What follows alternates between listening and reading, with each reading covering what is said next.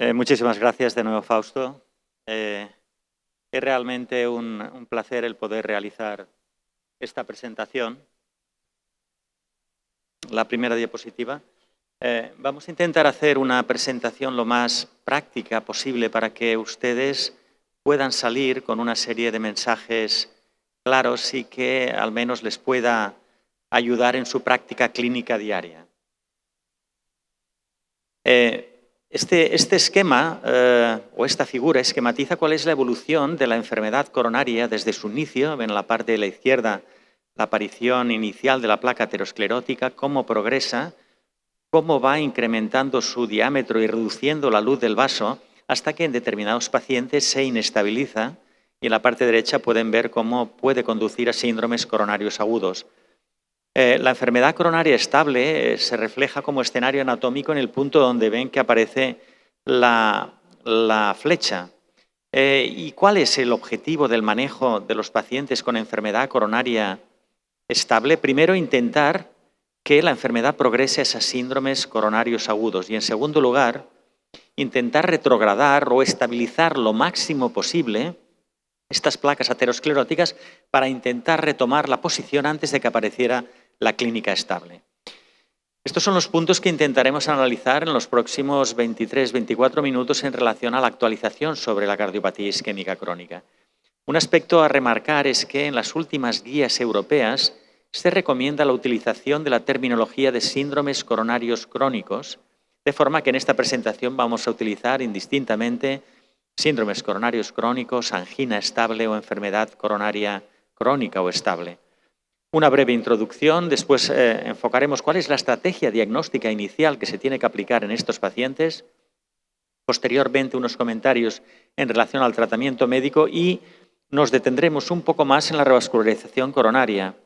Posiblemente el último año los puntos de discusión sobre la enfermedad coronaria que han creado más discrepancias o más actividad de discusión ha sido la revascularización coronaria, que nos detendremos un poco. Posteriormente, y esto sí que les puede interesar, son un análisis individualizado de los subgrupos de pacientes que posiblemente requieren una aproximación más individualizada. Y finalizaremos con 3 diapositivas de conclusiones. Estos son los escenarios clínicos en que las guías europeas recomiendan que debemos incluir a los pacientes dentro de los síndromes coronarios crónicos. Como pueden ver a la izquierda es el escenario típico, el paciente con angina estable, con clínica y características que conocen perfectamente, pero también deben ser incluidos dentro de este escenario los pacientes en el primer año de evolución después de un síndrome coronario agudo o después de vascularizarse o de revascularizarse. También los pacientes que llevan más de un año de evolución después del diagnóstico de su enfermedad o de su revascularización. Y, sobre todo, pueden ver en la parte derecha de la diapositiva los grupos de pacientes con angina en los cuales se sospecha enfermedad vasoespástica o microvascular, también los pacientes asintomáticos que casualmente se detecta la sospecha de enfermedad coronaria. Y también en la segunda posición de la izquierda deben incluirse los pacientes que debuta la insuficiencia cardíaca o aparece una disfunción que, por ser segmentaria, se puede asignar o se puede sospechar que sea atribuida a la enfermedad coronaria. ¿Cuál es la estrategia en el diagnóstico inicial que debemos hacer en estos pacientes? La estrategia inicial va a depender de lo que llamamos la probabilidad clínica de enfermedad obstructiva. Pueden ver, si se fijan en la parte derecha, que hay pacientes que seguramente con una alta probabilidad de enfermedad coronaria ya iremos directamente a la coronariografía. En la parte izquierda figura la posición contraria, aquellos pacientes en los que la probabilidad de tener enfermedad coronaria es muy baja, con lo cual posiblemente no tendremos que hacer ninguna exploración adicional. Sin embargo, el problema está en que la mayor parte de pacientes están encuadrados entre estos dos extremos. Tendremos pacientes en los cuales podemos tener una imagen de TAC coronario que aporta una información muy relevante, o bien estaremos obligados a hacer test o pruebas de provocación de isquemia. La elección entre una y otra aproximación va a depender de las características del paciente, de la experiencia que tengamos en realizar este tipo de exploraciones, de la disponibilidad de las exploraciones y también de características de determinadas características clínicas. Por ejemplo, una probabilidad pretest puede ser fácilmente calculada si analizan la sintomatología del paciente, la edad y el sexo. Por ejemplo, pueden ver que aquí un paciente que tiene una edad avanzada, más de 70 años, con una sintomatología típica y que es varón, la probabilidad pretest de desarrollar enfermedad coronaria es superior al 50%. En contra, una mujer joven que tiene una sintomatología típica, la probabilidad de desarrollar o de tener enfermedad coronaria es realmente muy baja. Por tanto, la clínica nos tiene que dar una información muy importante en relación a la probabilidad de esta enfermedad coronaria. Como pueden ver, en la parte izquierda hay una serie de factores que disminuyen la probabilidad, como puede ser un test de esfuerzo negativo o la ausencia de calcio en un TAC coronario. A la derecha pueden ver aquellos escenarios que claramente pueden asociarse a un incremento de la probabilidad de enfermedad coronaria. Paciente que tiene múltiples factores de riesgo coronario, los pacientes que tienen en el electrocardiograma de reposo ya alteraciones basales de la onda Q, de la onda T del segmento ST, pacientes, como hemos comentado antes, que ya tienen alteraciones segmentarias de la función ventricular que indican que probablemente tiene una etiología coronaria, test de esfuerzo normal o la presencia de calcio en un TAC coronario. La elección de una u otra aproximación deberíamos pormenorizarla con una aproximación mucho más clínica. Por ejemplo, un test no invasivo es recomendable en aquellos pacientes que la probabilidad de detectar enfermedad coronaria es alta, en los cuales quizás tenemos que tomar una decisión ya de un tratamiento posterior con posibilidad de revascularización o con posibilidad de tener que valorar la viabilidad.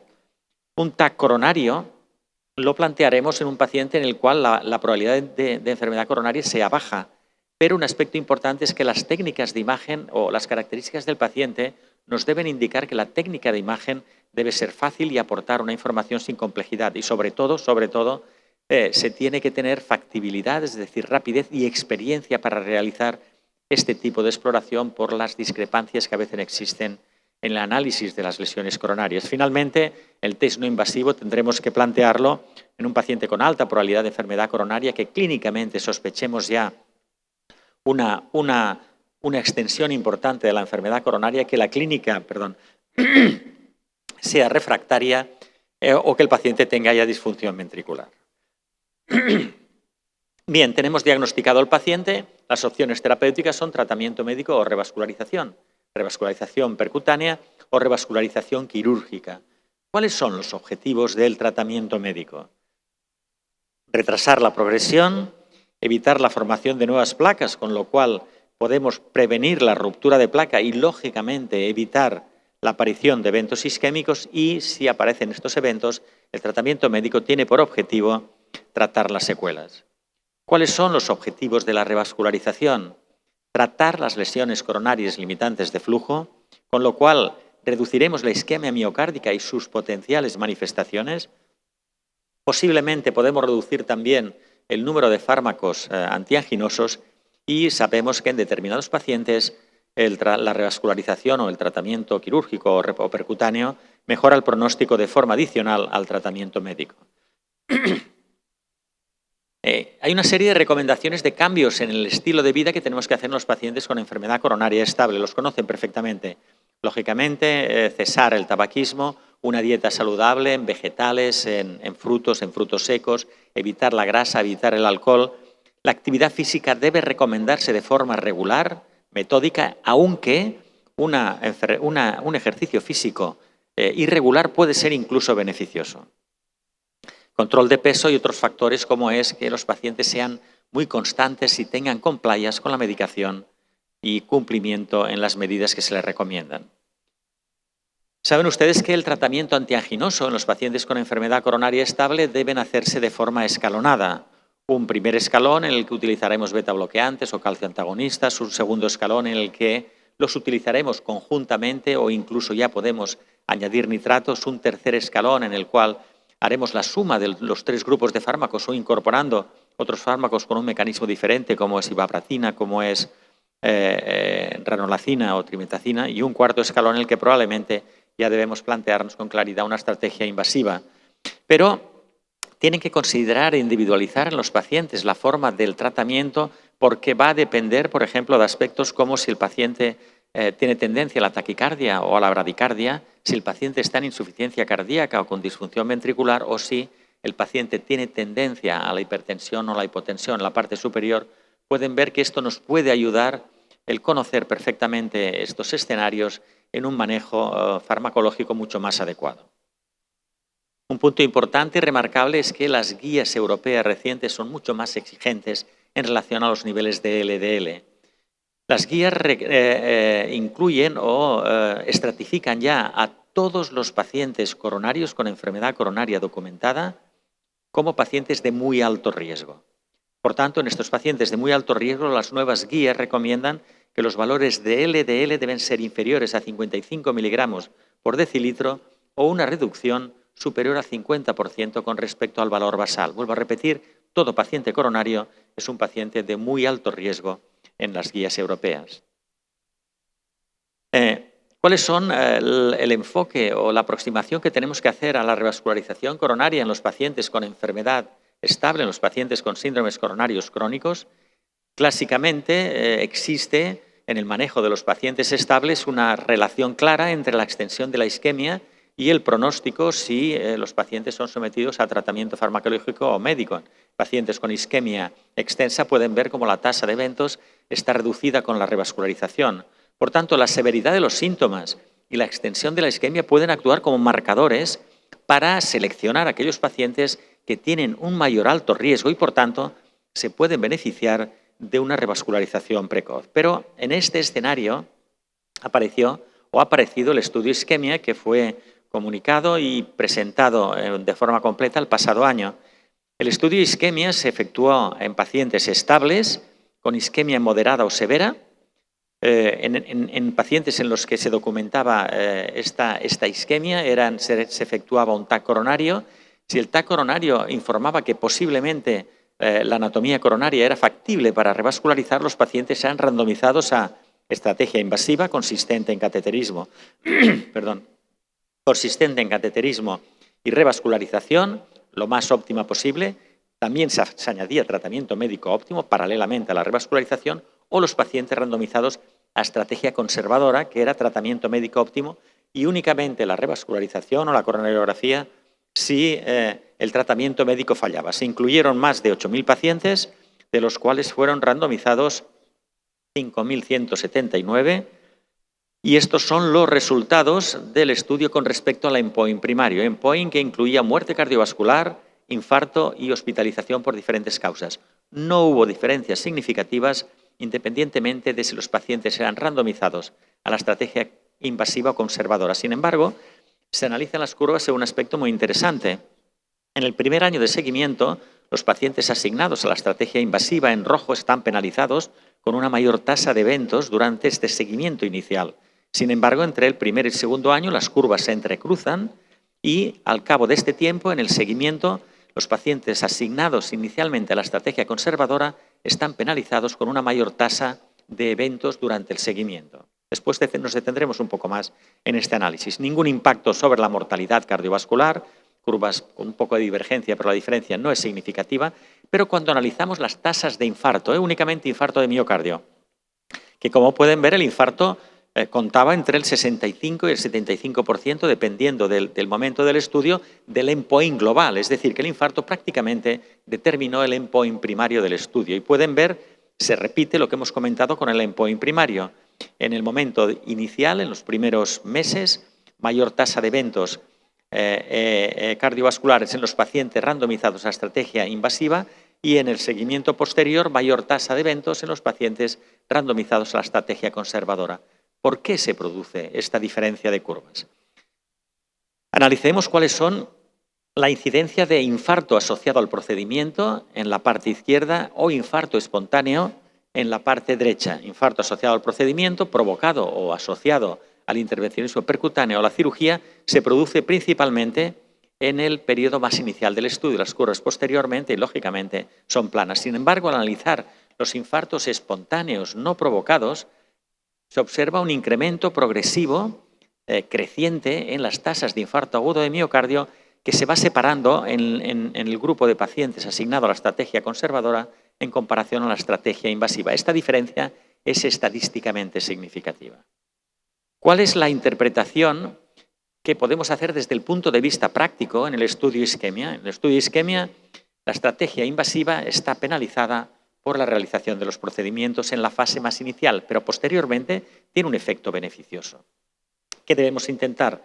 Que los pacientes en esta fase inicial, los que son revascularizados, tengan la menor tasa de eventos cardiovasculares en este momento.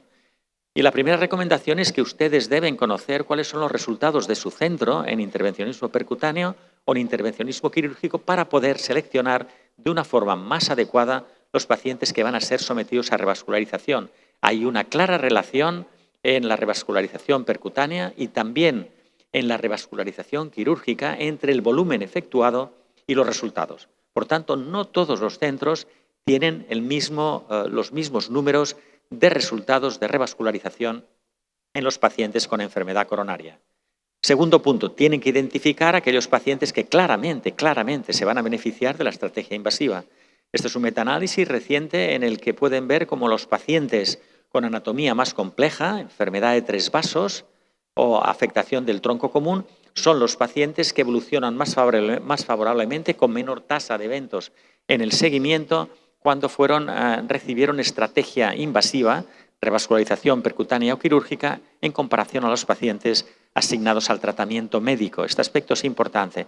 Y tercer punto, cuando indiquen la revascularización, intenten hacer una indicación adecuada al pronóstico de los pacientes.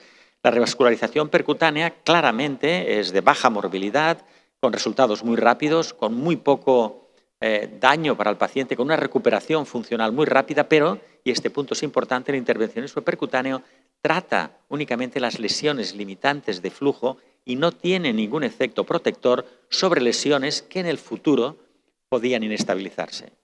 Por el contrario, el tratamiento quirúrgico, por las características anatómicas, tiene un efecto protector no solamente sobre las lesiones limitantes de flujo, sino también sobre aquellas lesiones que potencialmente pueden inestabilizarse durante el seguimiento. Por tanto, es muy importante en relación al grado de extensión de la enfermedad coronaria que el tipo de revascularización se aplique de la forma más adecuada posible.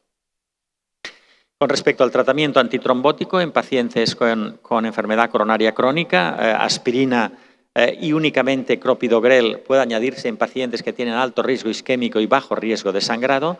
Pacientes en los cuales se efectúa intervencionismo, la aspirina debe administrarse con clopidogrel 3 o 6 meses, dependiendo del riesgo isquémico o del riesgo hemorrágico. Alto riesgo hemorrágico 3 meses, bajo riesgo puede prolongarse hasta 6 meses. Pacientes sometidos o con fibrilación auricular y que necesitan anticoagulación oral, se recomienda los anticoagulantes de acción directa. Un breve comentario sobre 3 subgrupos de pacientes para finalizar.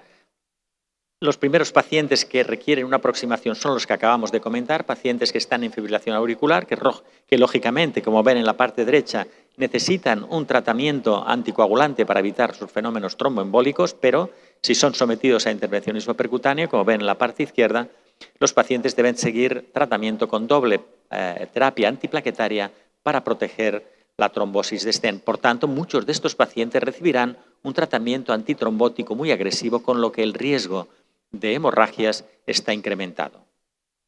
Este es un metaanálisis que resume los 4 estudios efectuados para intentar dar una respuesta a este punto. No hay más estudios en desarrollo, con lo cual este metaanálisis va a tener vigencia para los próximos 5 o 7 años.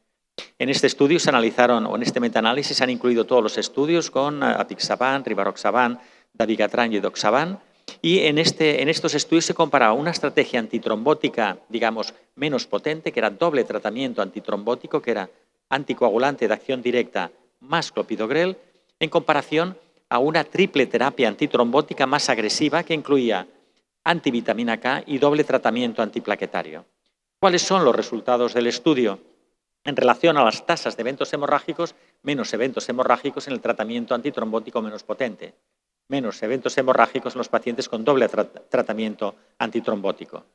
Efecto neutro sobre los endpoints combinados globales y una mayor tasa, desafortunadamente, de trombosis de stent con menor tratamiento antitrombótico y, lógicamente, menos trombosis de stent con un tratamiento antitrombótico más potente. Esto requiere, por tanto, una total individualización de cada uno de los pacientes para compensar el riesgo isquémico y el riesgo hemorrágico en la decisión de si aplicaremos un doble tratamiento antitrombótico o un triple tratamiento. Los pacientes diabéticos saben que tienen un marcado peor pronóstico. Estos son datos del estudio Pegasus, postinfarto agudo de miocardio, pacientes estables. Los pacientes diabéticos tienen el doble de mortalidad que los pacientes no diabéticos y además saben perfectamente que la primera causa de mortalidad en los diabéticos es la enfermedad cardiovascular, por tanto, requieren una aproximación más individualizada.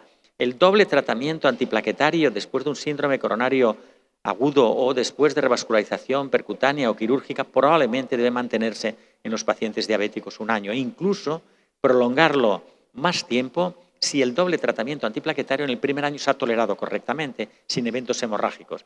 Probablemente debemos prolongarle más tiempo. Incluso se sugiere en algunos pacientes con un muy alto riesgo isquémico añadir a la aspirina un antitrombótico como puede ser el rivaroxaban. Pacientes con disfunción ventricular. La disfunción ventricular marca el pronóstico de forma muy desfavorable. La disfunción ventricular puede incrementar la mortalidad hasta 3, 4 o 5 veces en comparación a pacientes con función ventricular normal. Por tanto, requieren una aproximación individualizada, pero desafortunadamente solo tenemos un estudio para intentar dar respuesta a los pacientes con síndromes coronarios crónicos y disfunción ventricular. Es el estudio STIC, con 10 años de seguimiento, que demostró que en este subgrupo de pacientes la revascularización quirúrgica aportaba un impacto beneficioso sobre el tratamiento médico. Pero, y este aspecto es importante, el tener viabilidad o el identificar viabilidad o no tuvo ningún impacto sobre el efecto favorable de la cirugía. Este punto es importante. Por tanto, se recomienda en pacientes con disfunción ventricular la revascularización. Tenemos datos con la revascularización quirúrgica. No hay datos si la revascularización percutánea en pacientes con enfermedad coronaria crónica y disfunción ventricular tiene el mismo efecto protector. Por tanto, nos encontramos en una situación en la que tenemos por métodos clásicos no invasivos y por métodos invasivos, como es el test de ejercicio, la resonancia nuclear magnética, el eco de estrés, la resonancia, el TAC o la coronariografía invasiva o no invasiva, una información muy importante que lógicamente no podemos despreciar. Estamos quizás ahora más obligados a identificar lo que son parámetros o marcador de alto riesgo en los pacientes con síndromes coronarios crónicos. Esta es la penúltima diapositiva. Es un editorial publicado muy recientemente en la que se resumen las implicaciones del estudio isquemia. La parte superior indica en qué indicaciones el estudio isquemia puede inducir o puede condicionar, no con la severidad de los síntomas, ya que la revascularización sabemos que aumenta la calidad de vida, tampoco cuando hay isquemia severa y técnicas de imagen que indican alto riesgo, tampoco en la parte inferior, como hemos comentado, en los pacientes con disfunción ventricular, que la revascularización aumenta claramente la supervivencia y el estudio isquemia plantea dudas sobre pacientes en los cuales únicamente se identifica isquemia severa en un test no invasivo. La pregunta es si el incremento del pronóstico favorable de la cirugía se tiene que aplicar de una forma homogénea en este grupo de pacientes. En pacientes que ya tenemos una información anatómica, apliquemos la información anatómica, que ya tenemos la coronariografía, apliquemos la información anatómica de la coronariografía y, lógicamente, la valoración funcional de la estenosis tiene que ser determinante. Esta es la última diapositiva en la que intenta esquematizar la historia natural de los síndromes coronarios crónicos. El eje de ordenadas ven el riesgo de estos pacientes de tasa de eventos cardiovasculares. Los síndromes coronarios crónicos es una evolución progresiva por una determinada pendiente en la que van apareciendo episodios de síndromes coronarios agudos que puntualmente incrementan el riesgo de los pacientes y hacen la obligación de o revascularizarlo o reformular la medicación que está siguiendo y, sobre todo, durante el primer año con unas medidas muy estrictas. Si en determinados pacientes no aplicamos adecuadamente el control de los factores de riesgo, si tampoco las medidas de prevención secundaria se aplican de manera objetiva, si el tratamiento médico no es el óptimo o no se estratifican y se seleccionan adecuadamente aquellos pacientes para ser revascularizados, probablemente la incidencia de episodios de accidente cerebrovascular, de accidentes de síndromes coronarios agudos se incrementa durante el seguimiento y esto va a penalizar el pronóstico, incrementando la pendiente de la curva de forma muy importante. Por el contrario, en aquellos pacientes que controlemos claramente los factores de riesgo, que las medidas de prevención secundaria se apliquen de forma adecuada, que el tratamiento médico se optimice de la forma lo más ajustada posible y que se seleccionen adecuadamente aquellos pacientes que van a beneficiarse de la revascularización, probablemente vamos a mejorar el pronóstico a medio y largo plazo de estos pacientes de forma indudable. Muchísimas gracias por su atención.